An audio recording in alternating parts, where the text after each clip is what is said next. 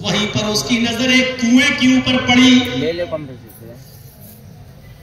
پر پڑی، وہ کنویں کے پاس گیا، اب اس کے پاس ڈول نہیں ہے کہ پانی نکال سکے، بالٹی نہیں ہے اس کے پاس، برتن نہیں ہے، بخاری کی حدیث، اس کے پاس ڈول نہیں ہے، پانی نہیں کہ پانی نکال سکے، وہ کنویں میں اترتا ہے۔ اس زمانے میں کنویں بھی ایسے بنتے تھے جیسے آج ہم لوگ اینٹ پر پیر رکھ کے اتر جائیں، پھر دوسری اینٹ پر پیر رکھ کے اتر جائیں، ایسے اس زمانے میں بھی کنویں ایسے بنتے تھے کہ اندر کچھ گڈھے بنا دیے جاتے تھے تاکہ ایک پیر یہاں رکھ لے، دوسرا پیر اس سے نیچے رکھ لے، تیسرا پیر اس سے نیچے رکھ لے۔ وہ کنویں میں اترتا ہے اور پھر ایک ہاتھ سے کنویں کی دیوار پھاڑتا ہے اور دوسرے ہاتھ سے کنویں سے پانی لے کر اس طریقے سے وہ کنویں سے پانی پی رہا ہے، کنویں سے پانی پی رہا ہے۔ اللہ کے نبی صلی اللہ علیہ وسلم فرماتے ہیں اپنی پیاس جب بجھا چکا تو پھر کنویں پہ دونوں ہاتھ سے انہیں سوراخوں کو پکڑتے ہوئے، انہیں گڑھوں کو پکڑتے ہوئے، پیر رکھتے ہوئے وہ باہر آ گیا۔ اب کنویں سے باہر آ کے چلنے لگا، جب وہ کنویں سے باہر آ کے جب چلنے لگا تو کیا دیکھتا ہے؟ کلب یلحق، ایک کتا ہے جو ہانپ رہا ہے،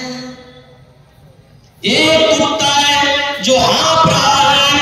اور پیاس کی وجہ سے اس کی زبان باہر نکلی ہوئی ہے، اور وہ جس زمین کو بھیگا ہوا گیلی زمین کو دیکھتا ہے، اسی زمین پر اپنی زبان لگا کر اس زمین کی مٹی کو اپنے منہ میں لیتا ہے کہ اس مٹی سے کچھ پانی نکل جائے۔ کتے کو کتنا معمولی اور دیکھا جائے تو کتنا حقیر جانور، لیکن کتے کو زبان باہر نکالتے ہوئے اور ہانپتے ہوئے دیکھا اور زمین کی گیلی مٹی پر زبان کو رگڑتے ہوئے ایسے کرتے ہوئے دیکھا کہ وہ مٹی پر زبان رگڑ رہا ہے۔ اس آدمی کو احساس ہوتا ہے کہ جیسے میں پیاسا تھا یہ بھی پیاسا ہے، مجھے پانی نہیں ملا تو کتنی بے چینی تھی، یہ بھی بے چین ہے، جو میرے اوپر گزر رہی تھی وہ اس کے اوپر بھی گزر رہی ہے،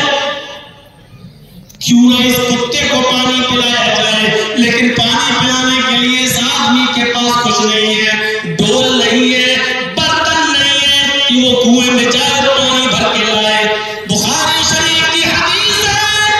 اللہ کے نبی فرماتے ہیں اس کے پاس چمڑے کا موزہ تھا جو وہ پہنے ہوئے تھا۔ اس زمانے میں یہ موزے یہاں سے یہاں تک چلا کرتے تھے اور یہاں تک لوگ اس موزے کو پہنا کرتے تھے، چمڑے کا موزہ۔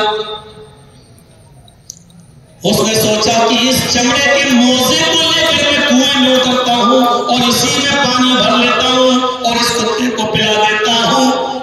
وہ چمڑے کا موزہ اپنے پیروں سے اتارتا ہے اور پھر کنویں میں اترتا ہے۔ اب کنویں میں اترنے کے بعد اس نے پانی اس چمڑے کے موزے میں بھر لیا۔ بخاری کتاب المظالم، اس نے پانی موزے میں بھر لیا۔ اب پانی کو بھرنے کے بعد اس موزے کو لے کر اس کنویں پر چڑھے کیسے؟ کیونکہ ایک ہاتھ میں موزہ ہے چمڑے کا اور دوسرے ہاتھ سے وہ کنواں پار نہیں کر سکتا، نیچے سے اوپر نہیں چڑھ سکتا ہے۔ اب کیا کرے؟ سنیے، اللہ کے نبی صلی اللہ علیہ وسلم فرماتے ہیں اس نے اس چمڑے کے موزے میں بھرے ہوئے پانی کو اپنے منہ میں لے لیا، ایسے کر کے چمڑے کے موزے کو دبا لیا اپنے دانتوں سے ایسے،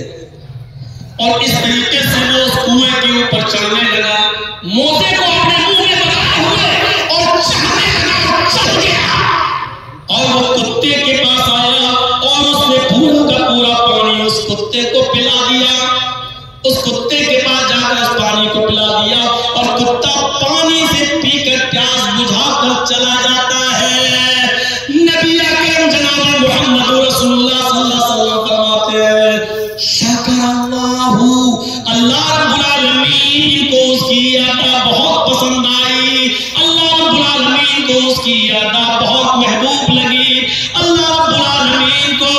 اپنی مخلوق میں سے ایک مخلوق کتا بھی ہے، اس کتے پر اس کا یہ برتاؤ، یہ